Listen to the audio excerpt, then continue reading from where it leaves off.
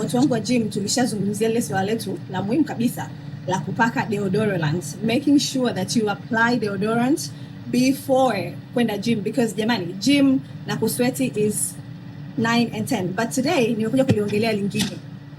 Guys, make sure kwa wale ambao tunafanya mazoezi gym tunafua gloves. Jamani, gloves zinanukaga, gloves zinapataga majasho because you're touching on everything. Kama you don't have, mimi nashauri mtu awe hata na gloves pair 2 pair 3. Kama you don't have pair nyingi, basi hiyo pair yako ulikuwa nayo hakikisha yani kila baada ya siku 3 at least siku 4 unaifikicha kwenye sinki tu chapu chapu.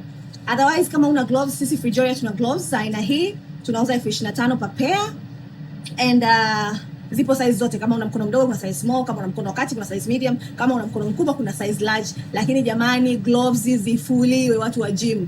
Gloves zinatoaga harufu.